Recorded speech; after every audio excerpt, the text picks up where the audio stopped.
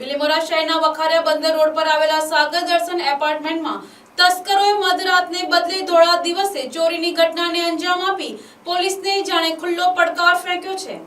તસ્કરોએ માત્ર 1.5 કલાકના સમયગાળામાં 1, 2 નહીં પણ કુલ 6 ફ્લેટોના તાળા તોડી તરખાટ મચાવ્યો હતો।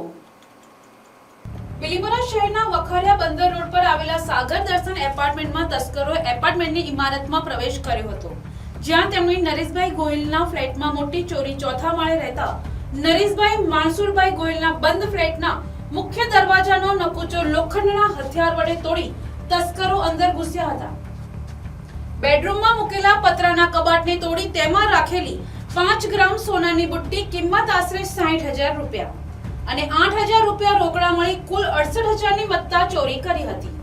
ત્યારબાદ મહેશભાઈ રાણાના ઘરેથી રોકડની ચોરી તસ્કરોએ બીજા માળે રહેતા મહેશભાઈ બાઉભાઈ રાણાના ફ્લેટને પણ નિશાન બનાવ્યો હતો।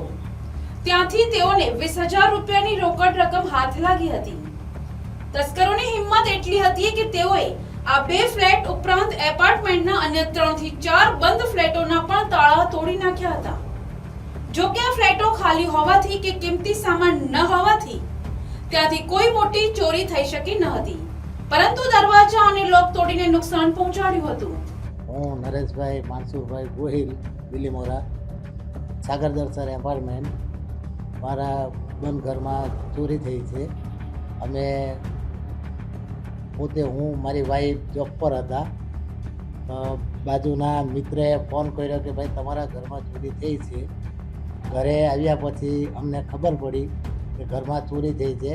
મત્તા માલ ચોરી થઈ એ સોનાની બુટ્ટી હતી, એક સોનાની અંગૂઠી હતી ને ચાંદીના દાગીના હતા। એમ કરીને મત્તા માલ હિસાબે અંદાજિત 1,50,000ની આસપાસ વસ્તુ હતી। સાગર દર્શન એપાર્ટમેન્ટ 400 રૂમ નંબર 408 બિલીમોરા। મેં ભાઈ શું બાઉભાઈ રાણા 207 સાગર દર્શન એપાર્ટમેન્ટમાં બોલું છું।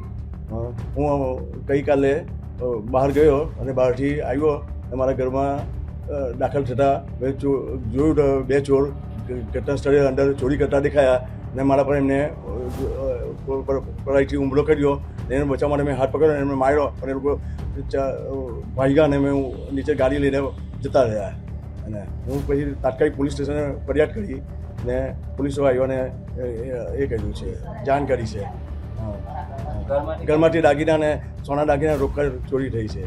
બિલીમોરાથી નીતિન પટેલનો અહેવાલ।